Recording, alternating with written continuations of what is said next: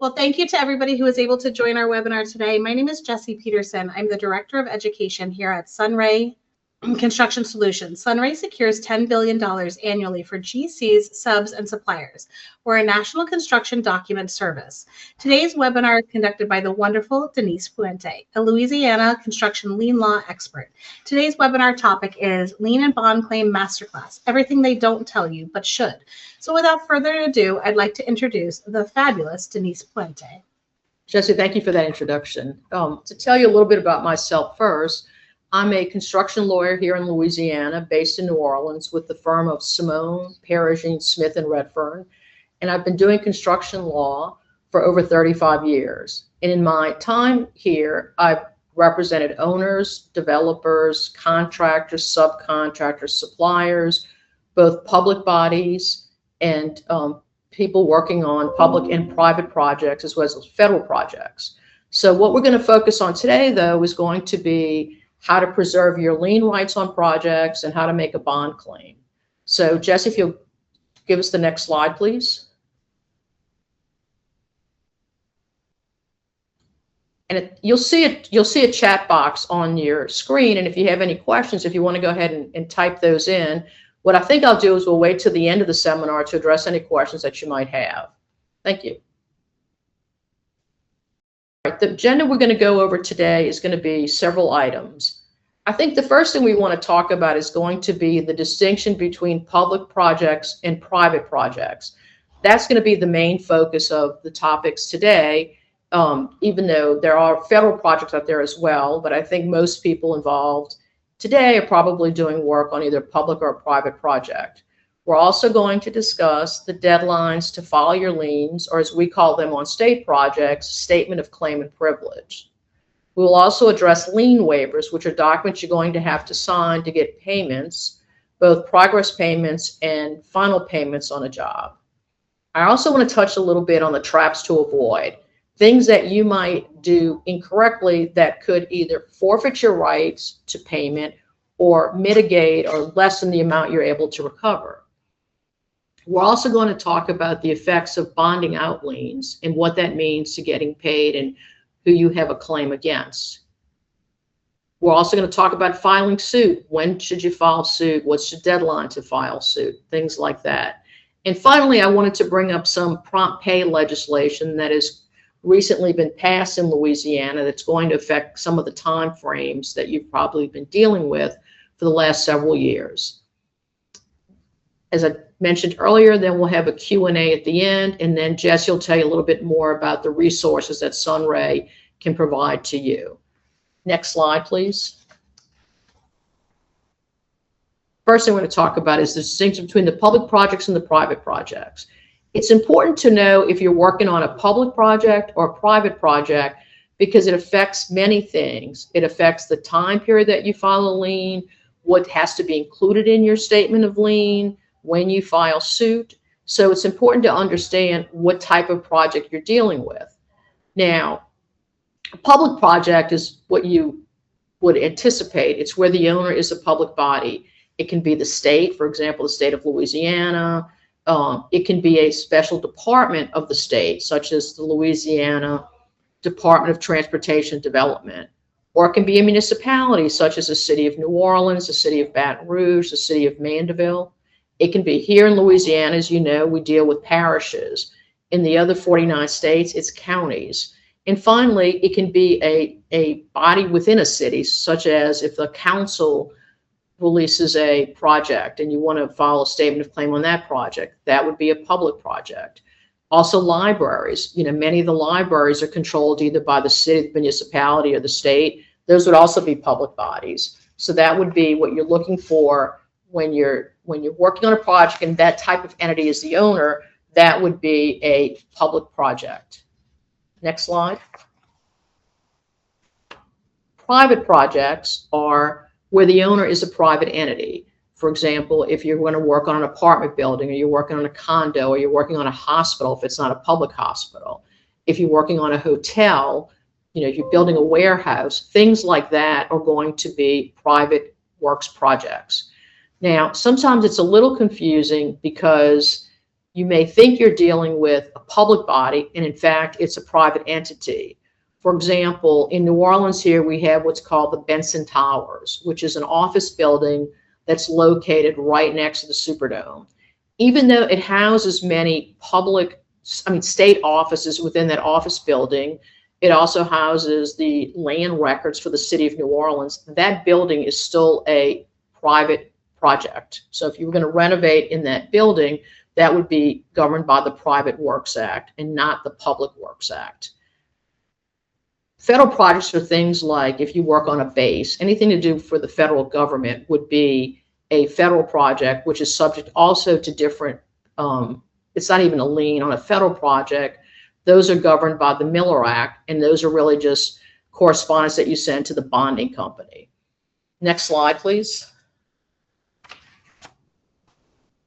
think the most important thing for everyone to understand here is going to be the lien recording deadlines. Remember, as a preliminary matter, when you are doing work on a public project, you cannot lien the public building. In other words, you can't seize the courthouse. You cannot seize the Superdome. So what you're really doing is you're filing a statement of claim and privilege, and it's a sworn statement, which means it's by affidavit, it's verified, to preserve your claim against the bonding company. On any public project, the contractor must provide a payment and performance bond to the public body. And what that does is it secures payment for anyone providing labor and materials to that project. And it also guarantees or secures the performance of the contractor in favor of the owner. So if the general contractor defaults and the owner has to bring in another contractor to complete that project, that would be a typical claim on a performance bond. If a subcontractor to the general contractor or a supplier to the general contractor has not been paid, those entities would make a claim against the payment bond. So on a public works project, let's say you're a direct subcontractor or supplier to a subcontractor or supplier to the general contractor, you have to file that the sworn statement of claim and privilege within 45 days after the acceptance of the project is recorded in the public records or the termination notice is recorded in the public records. On public works projects, the full contract is recorded in the public records. So you will see the name of the general contractor, you will see the name of the owner, you don't need a property description. So it's important that you file that statement of claim within 45 days of the acceptance of the entire project.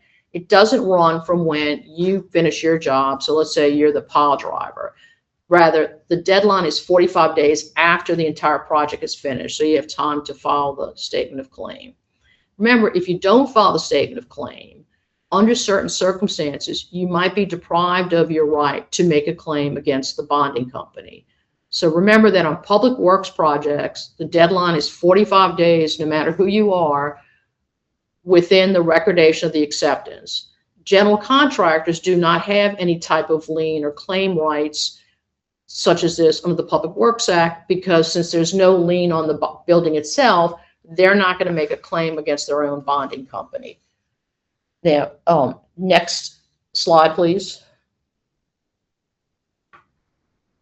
Under the Private Works Act, preliminarily, as a general contractor, you have to make sure that the notice of contract is recorded before you bring any type of materials or you do any work on the project site itself. Unlike the Public Works Act, under the Private Works Act, you do not record the entire contract. You only need to record what's called the notice of contract. Generally, it's a 1 or 2 page document that I have it on the next slide. If we want to go to the next slide, we can show it, what's in there. It's going to identify the name and the address of the owner and the contractor. It's going to give a legal description of the property. This is very important for later because on private works projects, you must contain a legal property description in order to have an enforceable lien. The notice of contract also has the price of the work. For example, let's say a project is $500,000. The contract is to be paid monthly upon submission of payment applications. The general description of the work is renovation of a hotel. And that document is going to be signed by both the owner and the contractor. So anyone looking at the mortgage records and the public records will see, oh, look, there's a renovation project going on at this hotel, and here's who the owner is, here is who the general contractor is. They're going to have probably the municipal address, but more importantly, they're going to have the legal description of the property. And it'll tell me how much the contract is for, and then it'll tell me what the work is. Now, it's not necessary in Private Works Act to record change orders. You also don't record the actual subcontracts. What is recorded is just the notice of contract. Now, on public works contract, the requirement is that any change orders over $10,000 have to be recorded, or a certain percentage of the value of the entire contract. They have to be recorded. So you can look at the mortgage records or the land records in a certain parish on a public job and see how that project value has increased over time through change orders. You won't necessarily see that on a private works project. Next slide, please. Okay, let's talk a little bit about the timing and the notice requirements here.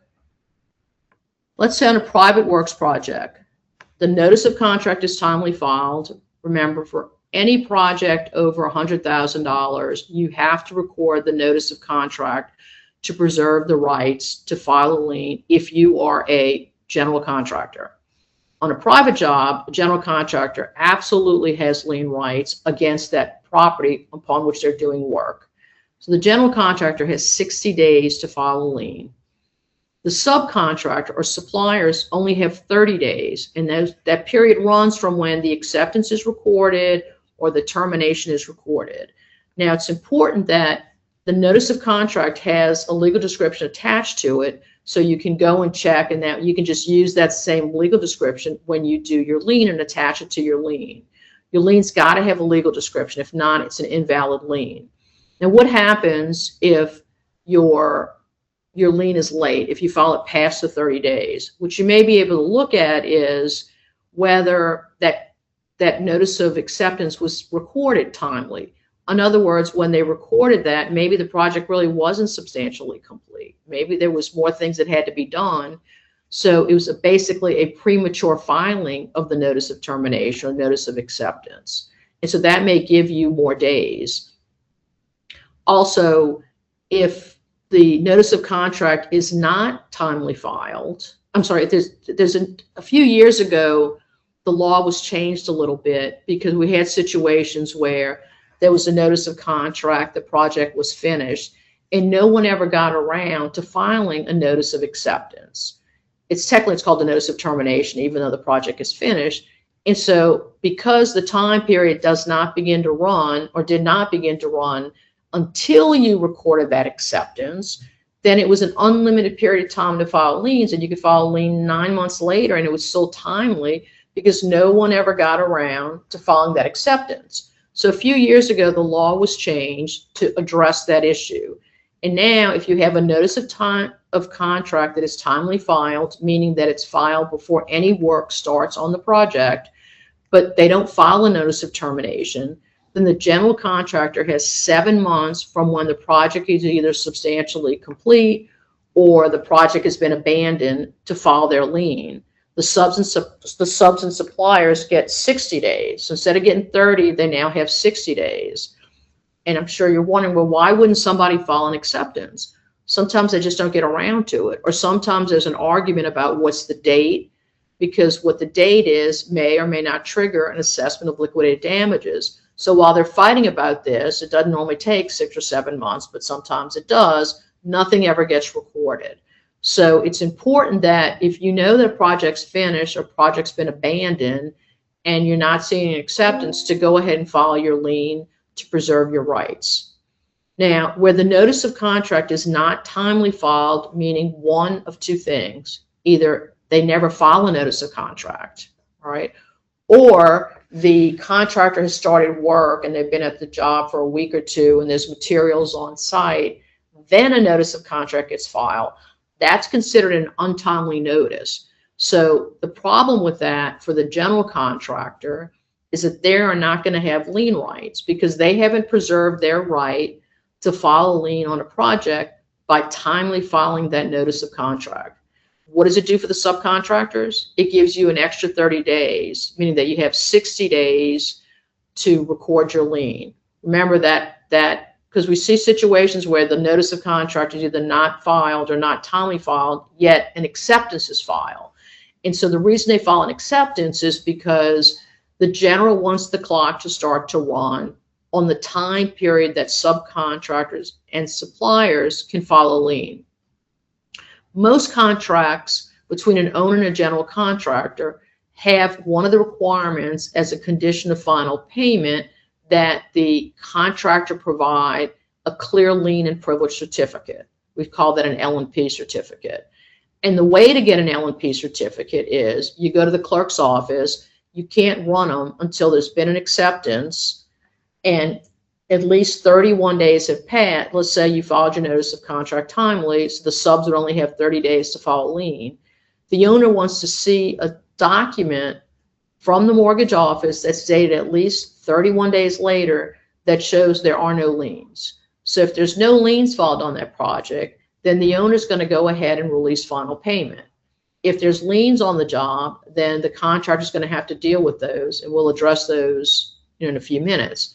So the important thing to remember is that on a public job, it's 45 days after the acceptance is recorded. On a private job, if you're a subcontractor or a supplier, it's either 30 days or 45 days. I always tell clients, look, it's better to be conservative and just file them within 30 days after the acceptance, whether you're a private job or a public job. That way you know you're not going to mess up and have an untimely lien. Next slide, please. Let's talk a little bit about lien waivers. Now, with each payment application that you submit, oftentimes you're required to submit a lien waiver. And the purpose of the lien waiver is sort of twofold.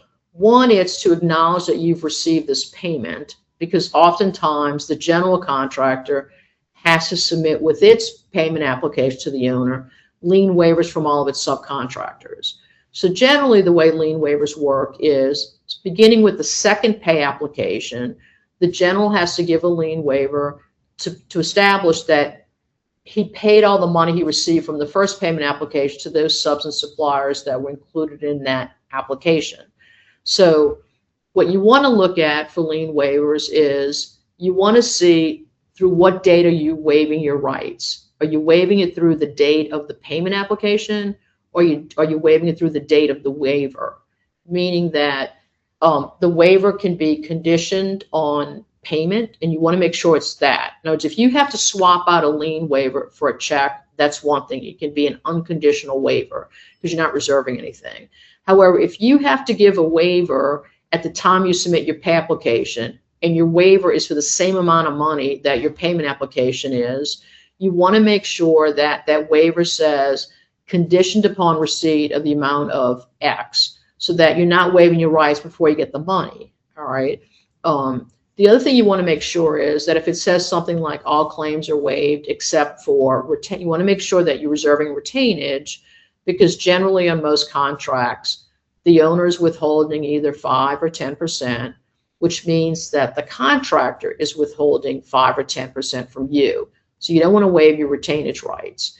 And most waivers will have language reserving retainage rights.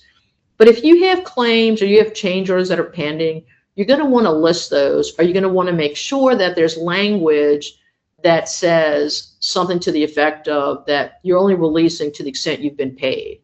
So either you're releasing all claims, or you're only releasing to the extent you've received payment, the corresponding lien waiver. Next slide. So this is some, I don't know if you can see this. We have two examples here of some lien waivers. The partial lien waiver is generally what you provide at the time that you give your payment application. So like I said earlier, this one is up to the date, up through the period. And so you usually put in the date of when your payment application, so let's say I submit a payment application on June 1, this is going to waive my rights, either everything before, like with this June 1, or it's going to waive everything from the May payment application. And those are generally better because you've already gotten the money for the May pay application, so you know you can waive those rights, but you want to make sure that you still have the rights for the current application that you are submitting. Now, it's amazing to me how often that contractors or subcontractors will sign an agreement and not look at the waiver or not ask for a copy of the waiver that they want to sign. Because you really want to look at this, because what happens later is you get to the end of the job and you say, oh, 6 months ago I was delayed and it's cumulative, so I'm owed extra money, or I did this extra work 3 months ago and I was going to get a change order, but I didn't get the change order yet. And, you know, and so the first thing that the general contractor does is they look at all of these lien waivers. And if you're in trial or you're in arbitration, the arbitrator will look at these lien waivers. And if they see that 3 months ago you signed a lien waiver that said you waived all your claims up to that date, they're not going to grant you any type of relief for claims that may have arisen before you sign that lien waiver, because you clearly waived those claims in this document. It's no different than a settlement agreement. So that's why it's very important that when you submit these lien waivers, that you read them carefully, you note that if you have any pending change orders, or if you have, claims in dispute, or sometimes, we'll see lines that you can fill in to list those things. Because the important thing is that you don't want to waive a claim that you have and that you've advised the owner of by signing away your rights in this lien waiver. Because if you sign this, generally they're not going to look outside of the documents, so they're not going to listen to evidence that's outside of the four corners of the waivers that you've signed. So in the past, we've seen where subcontractors lose rights, lose claims, give up monies because they waived all of those when they signed these monthly pay applications. When you get to the final one, even if the other one's reserve claims and things like that, by the time you sign the final one, with the exception of retainage, most things should have been resolved. So the final one is going to look more like a complete release. And if you still have some pending claims, even on the final one, you want to make sure that you carve those out of the documents. All right, so next slide, please. All right, so let's say that you have filed a lien on a private job. The general contractor goes to the local mortgage office on the 31st day, gets their certificate run, and it shows that there are 3 liens on the job. They provide that certificate to the owner, and so the owner says, and let's say the total of that, those liens are X amount of money.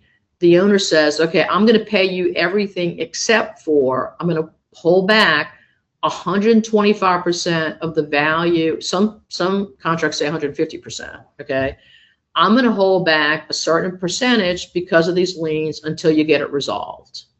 All right, but you want to get your money now because this dispute is going to go on for a while between the I'm talking about from the general contractor standpoint. From the general contractor standpoint. So what they can do is they already have a payment bond in place. So you already have a claim, a potential claim, if you meet certain requirements against that payment bond. What a release of lien bond is, technically, it's to protect the clerk of court of the local parish where the lien is recorded from claims by you, the person who filed the lien.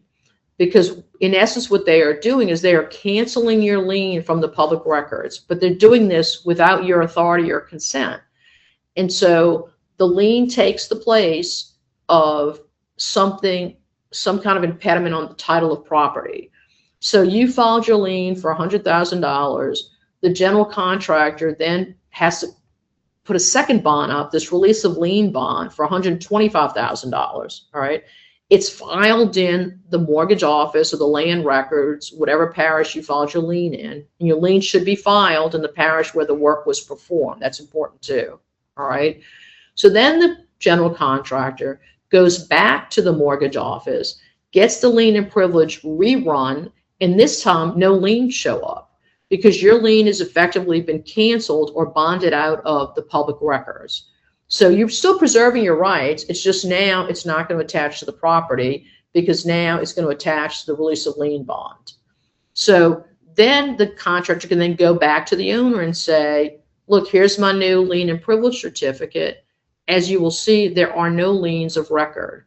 So now the owner has no basis to withhold back any money from the general contractor, and you have no claim against the owner for, improperly releasing money, because this release of lien bond has been posted. Now, as I said, the bond's got to be for 125% of the claim. Now, there is a statute, which we cite here, 38, which is the Public Works Act, which allows a general contractor to basically send you a notice if your lien is improperly filed. What's an improperly filed lien? It's a lien on a private job that doesn't have a legal description or doesn't have the correct legal description, meaning that you've improperly liened another piece of property and not the one where the project was located. All right. So that it's called a 10-day letter. And what happens is the general contractor, sometimes the owner, will send the letter to the claimant and say, your lien has been properly filed. This is why it's been improperly filed. And you have 10 days to cancel that lien. And if you don't cancel that lien within the next 10 days, and I have to go to court to get a judge to order you to cancel that lien, then I'm going to be entitled to recover my attorney's fees that I incurred to do that, as well as any type of damage that I've incurred because this lien was improperly filed against the property. So, and like I said, if you file a lien, let's say the lien's too late, and that's the basis for, or it looks like it's too late because you filed it 38 days instead of within 30 days. Go back and look. Was the project really substantially complete when they recorded that acceptance? Was the acceptance proper? Was the information that's required in acceptance proper? It used to be that a lot of people just took the substantial completion certificate, sort of on the AIA form, that's signed by the architect, the owner, and the contractor, saying this is the date the project's substantially complete, and they record that. Well, that's been found to be insufficient to start the lien period because it does not contain a legal description. Just like the notice of contract had to contain a legal description, the acceptance should also contain a legal description. Now, if they write on that certificate of substantial completion the information, the mortgage instrument number, that the notice was recorded, that has the proper legal description, then it's fine. But if they just file a notice of acceptance or a certificate of substantial completion without any kind of reference to the legal description or where a party can find the legal description, then technically it's as if it was not filed. So your lien that was filed 38 days instead of within 30 is going to be fine. So those are things you kind of want to look at when you get the 10-day letter, because it's important, because your damages could be substantial if you improperly filed a lien and it caused the owner of the property all kind of issues because it wasn't canceled. And the reason people may want us to do this instead of filing a release of lien bond is because obviously there's a premium to be paid for a release of lien bond. So rather than incurring that additional premium, the contract, especially if the lien is improper, the contractor may say to the subcontractor, the supplier, take it off, or you have this potential claim for damages. Next slide, please. Filing suits. All right, so we filed our lien. We sent it to the appropriate people. Let me just back up for 1 minute. I should have said this. I gave you the time periods for the subcontractors and the general contractors. If you are a supplier to a subcontractor, there are additional hurdles that you have to overcome in order to have lien rights. And one of those hurdles is that, it's a little tricky, but within 75 days of the last day of the month of when you supplied materials, you have to send a notice of non-payment. It goes to the general contractor, it goes to the sub, and it goes to the owner. And so generally, you just send them every month that way, especially national companies do that. They're so used to that, they don't want to miss a deadline. If you don't send that notice, then you don't have a right to file a lien. So if you miss it for 1 month, but you do it for the next 2 months, then you don't have a lien right for the first month of materials that you weren't paid for, but you'd have it for the second and the third month. So it's important that you make sure that you meet those notice requirements in addition, obviously, to filing the lien. So the time period to file a lien is the same as for a subcontractor. The difference is the notice requirement that's out there. Filing suit, the deadlines are the same. So what you would do would be a suit to enforce the lien. But remember that even if you don't have a lien right, or you didn't get a chance to file a lien, or by the time you realized that you weren't going to get paid, it was too late to file a lien, you always have your breach of contract case directly against the party above you. So if you're a subcontractor, you have your claim and you can sue the general under a breach of contract because that general has not paid you the way they were supposed to pay you. Now, a couple different issues. Do you have a right to attorney's fees? That's the question, every client I ever get says, well, do I have a right to recover my attorney's fees? And the answer is always, well, it depends. The first place you look at is in the contract. Does the contract give you the right to recover attorney's fees? Because the law is that you can only get attorney's fees if it's by a statute that gives you that right, or if it's by contract. So if you have a contract that is silent on attorney's fees, and there's no particular statute that would apply to you, then you can't get attorney's fees just because it's the right thing to do, or because you had to hire a lawyer to recover money that was owed to you anyway. You don't get to recover those attorney's fees. So that's another thing you want to look at when you're signing your contract. Do I have a right to attorney's fees?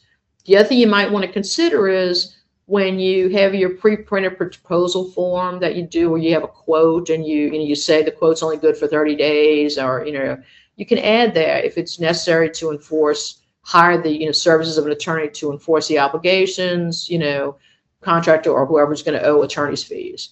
So sometimes your proposal gets to be made part of the contract as an exhibit. That would trigger your right to attorney's fees. So those are the kind of things you want to look at.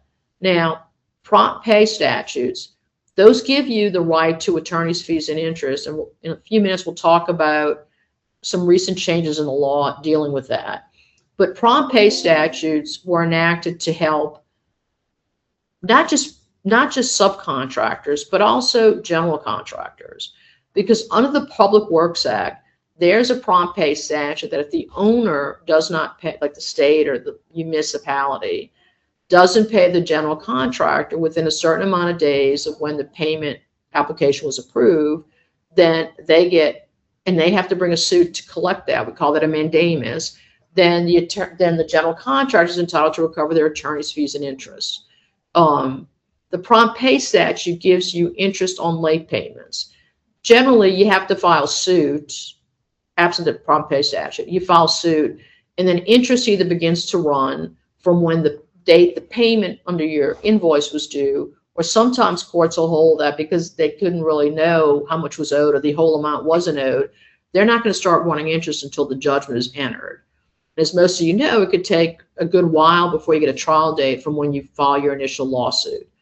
And so the recovery of interest can either be by contract, where the parties agree this is what interest is going to be. It's going to be prime rate or Wall Street or something else, or the legal rate of interest. The Louisiana, what we call judicial interest rate, changes each year. And so it's tied to certain indexes. I think this year might be at 7%. But, other years it's been at 4, other years it's been lower, higher. It just every January it gets reset. But that's the interest rate that'll run absent the parties agreeing to a different interest rate. So once the lawsuit's filed, what's very, very important on Private Works Act projects is that you file what's called the Notice of Lis Pendens. The Notice of Lis Pendens is actually recorded in the mortgage office where the lien is filed. And what the Notice of Lis Pendens basically means that there's an action pending on this lien. Because if somebody is going to sell a piece of property and they're doing the title, the check and title, and they're doing the research, they see a lien was filed. And they see that lien was filed, 3 years ago. It's because sometimes people get paid and they just don't get around to ever canceling their lien, or somebody didn't even know that a lien was canceled when they pay out the money. All right. So the title company will think, okay, well, there was no action taken on this lien, so I can disregard the lien. All right. But the lis pendens tells third parties that there is a suit that's been filed on this lien. So this lien is still a detriment or mark on the title. So when they go to the closing, they have to deal with this lien. If not, the new purchaser of the property is buying it subject to these liens. And so one of the important things about filing a lien, and one of the reasons that people want to file liens, is one, they know it's going to get the owner's attention. Two, it's going to create a problem for the owner because there's a lien on this piece of property. And sometimes, depending on what the project is or how big the project is, and it's being financed at the time of the construction, it may also trigger a default under the mortgage of the property, the developer of the project. So it may cause issues there. So that's the point. That's the only point, but that's one of the things that if you file a proper lien, it can trigger it, and it can then accelerate getting payment on the amount that's owed to you. So it's important to file that notice of lis pendens. Again, like I said, it's filed in the mortgage records where the lien is recorded. One other thing before I forget, under the time period, you have to give notice to the surety that you're going to file a suit against them 30 days before you file the suit, assuming that you have 30 days before the deadline to file the suit. All right, in the time period to file suits. Next slide, please. I believe I just forwarded the slide for you. Oh, that's fine, perfect. Under the Public Works Act, you have 1 year from the recordation of the acceptance or the notice of default or termination to file your suit on your statement of claim or privilege. All right, remember, under the Public Works Act. I'm going to call it lien just because it's a little bit easier. So on a Public Works, it runs from when the acceptance is recorded. All right, so the acceptance is recorded on June 1 of 2025, and so you have until June 1 of 2026 to file your suit on that lien. That lien that you file between June 1st and 45 days later. All right, so it's a little tricky there. So it's 1 year from the notice of the acceptance. Now, sort of the trap for the unwary here is this. Let's say the acceptance is filed on June 1, and you file your lien on, June 30th, because that's timely, because you have 45 days to file your lien. And then you're going to file suit a year later where you think, oh, I filed my lien on June 30th. I got till June 30th of 26 to file my suit. Well, no, you really just had until June 1 of 2026. So even though you filed your statement of claim timely, you didn't preserve it because you didn't file your lien. I'm sorry, you didn't file your lawsuit in time. So it's very important that you know that under public works projects, you only have a year from when the acceptance is recorded to file the lawsuit. Remember, the lawsuit is not going to be against the public body. It's going to be against the contractor, or if it's your subcontractor, and the bonding company. Because that's the whole point of requiring the payment bond, because you're not going to have rights against the property upon which you did work. Now, oftentimes on these really big jobs, the subcontractors, the major subs, are also required to provide their own bonds. And so you might want to look at that as well. The Public Works requires that all contracts and the bonds be recorded with the contracts. So if you go to the mortgage records, you're going to find, here's the contract for the building of this stadium, here's the bond, here's all the information about the bonding company in the bond. If for some reason the public body either didn't require a bond when they were supposed to, or forgot to file it in the public records when they were supposed to, that would then give you a direct action as well against the public body. It's very rare that happens, but every once in a while we see that, like in a small town or something where they're not used to dealing with the bonds, so they forget to record it. And so it doesn't mean you don't have a right against the bonding company. You do. It just means that you have this additional right against the public body as well. So that's the time periods under the Public Works Act. Now, under the Private Works Act, which is the next slide, it's 1 year from the filing of the lien. All right. Remember, the other case was in the Public Works, it was 1 year from when the acceptance got recorded. Here, it's 1 year from the filing of the lien. And so let's say the notice of contract was recorded. So you have only 30 days to file your lien. Well, within whatever the 30-day is, that's the deadline for you to file a lawsuit. So they're a little different. I think it's, unfortunately, it's kind of confusing, and some people mix those up and get the wrong date, and they misfile their lawsuit. So under the Private Works Act, you would file, in that case, you have not only the surety if you have a bonding company, but if you don't, you're also filing against, you're filing to enforce your lien, which is the lien on that piece of property that you did work on. So at the end of the day, if you win your lawsuit and you get a judgment, you have preserved your lien and then can execute on that lien by executing on that piece of property. Now, depending upon what that piece of property is and where you rank, there may be a mortgage that was recorded ahead of you, but there may be things behind you, but you would definitely rank and could foreclose on that piece of property. Now, With regards to the timing of the lien, if I file my lien 2 days before you file your lien, but we're both timely, I don't rank above you. All right. The same thing goes for Public Works Act. If there's money left that, they're holding, or the bonding company, it's not a timing thing under the Private and Public Works Act. It's as long as we're all timely, we're all within those 45 days. Unlike normally, if you buy a house, the mortgage gets recorded first. 3 days later, somebody gets a judgment against you. That judgment gets recorded. The mortgage would definitely prime the judgment creditor because it was recorded earlier.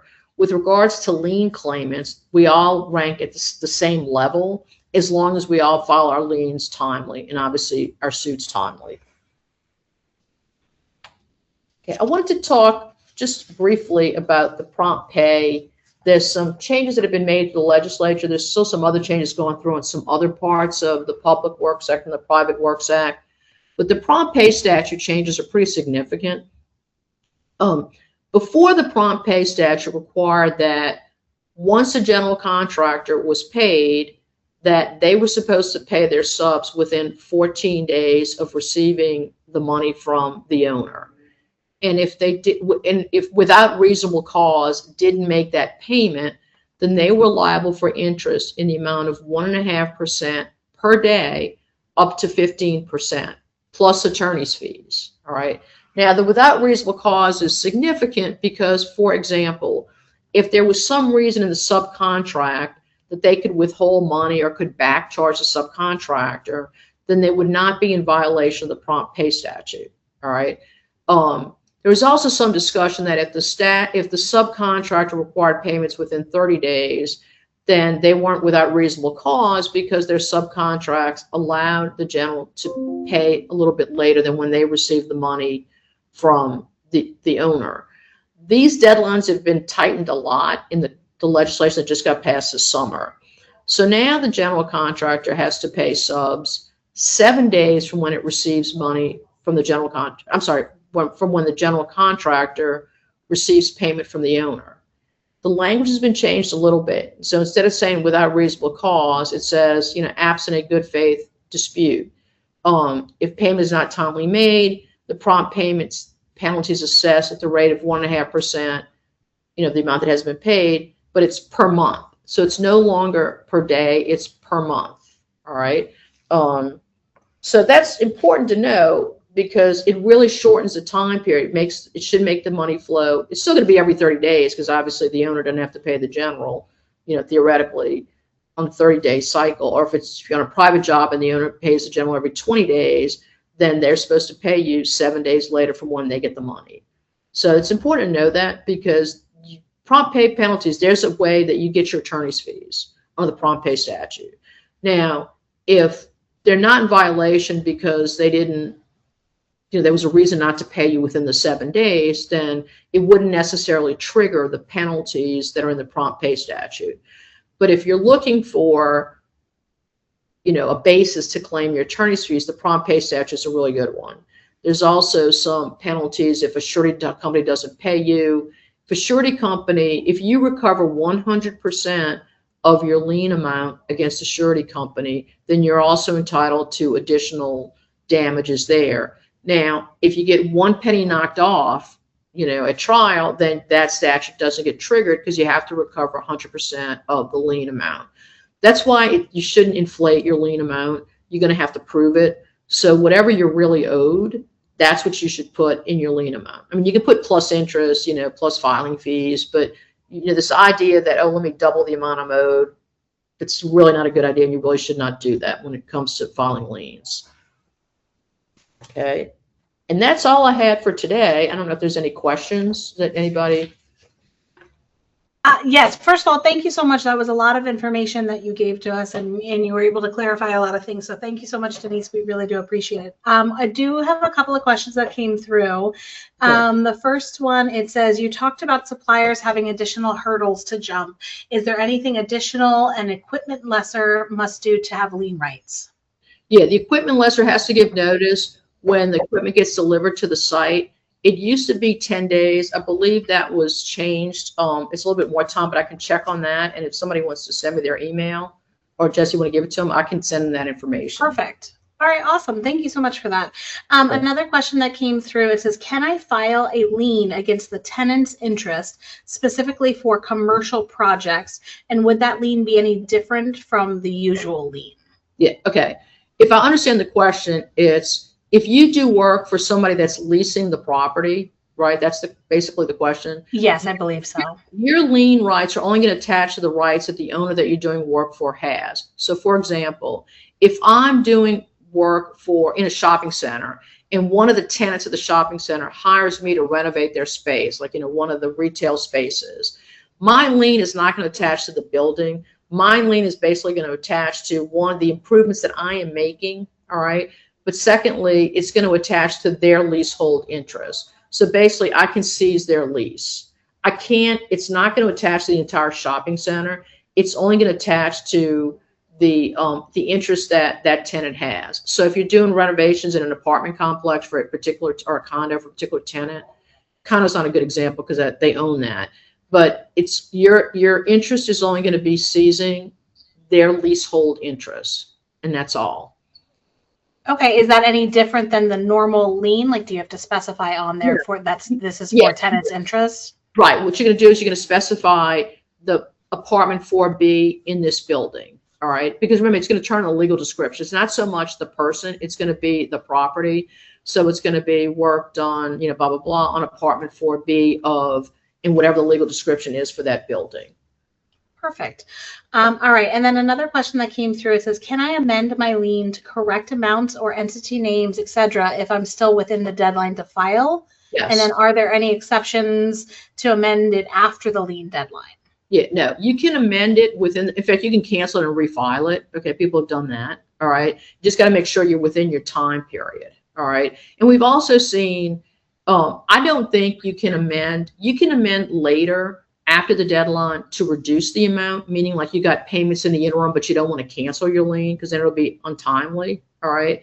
So it's like a partial satisfaction. Correct. Okay, because you don't want to cancel it because they still owe you X amount of money. All right. So we have definitely done amendments after the lien period has expired to show reductions because they're going to end up bonding out our lien, so we don't have to bond out for more. Okay. I don't know how valid it would be if you increase it after the time period, but you definitely filed it timely. And remember, just because you file a lien for $10,000 doesn't mean that at the end of the day you can't recover $100,000. All right. That's just the portion that you've liened. You're still owed whatever you are owed. All right. And what some people do on projects is they'll file 2 liens. For example, they've billed their retainage, but it's not quite due yet because it's not going to be paid until the final payment. But they're coming up on the deadline to file liens. So they don't want to get stuck with having filed a lien for an amount that's not yet due. So what they'll do is they'll file a lien for the amount, the whole rest of the contract that hasn't been paid, and they'll file a separate lien for the retainage. So if there's some issue about their lien relative to the retainage because it wasn't due at the time they filed it, they can always cancel that lien, but they still have their other lien for the rest of the lien. Would it be inappropriate for them to include the retainage amount in the original lien for like the rest of the total contract amount? People do that. And just the risk you run is that you've included amounts that you're not owed. Okay. And so it's an improper lien. But generally the damage and generally the statute when it comes to canceling, quote, improperly filed liens doesn't deal with the amount. All right. If I lien for $500,000 and I'm only owed $200,000, the court's not going to knock out my lien for that basis. The court's going to knock out my lien because it's on the wrong piece of property. It was too late. It did not have a legal description. So it's really more technicalities. The issue you run into is that when you've overfiled a lien and it caused all kind of damage because the loan fell through and everything else, that's a regular, case. But that's the problem you get when you put too much in a lien that you're really not owed. Okay, understood. Thank you so much for that clarification. I do believe that that's all the questions that have come through. If anyone does think of another question that wasn't addressed, please feel free to reach out and we'll be sure to answer any questions for you. Let me see if it will let me go to the next slide here.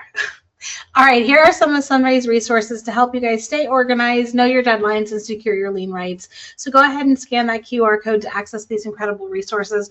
Please remember the information in this specific webinar was specifically for Louisiana. Every state has unique lien deadlines, documents, requirements. So please, if you're working in a neighboring state, check it out on our website to see what those requirements are for those specific states, so that way you don't get yourself in a world of trouble. All right, and then let's see. If you don't mind, give us a quick moment of your time to give us a review and any feedback that you can provide. We really do appreciate it. It helps us always better ourselves for future webinars. And then with that, that is all we have for you guys today. Thank you so much again, Denise. You really are incredible. I can't thank you enough. It was wonderful. Thank you to everybody who was able to attend. We hope to see you guys at our next webinar. I hope you all have a beautiful and wonderful day, and have a great weekend. Thanks again, everyone.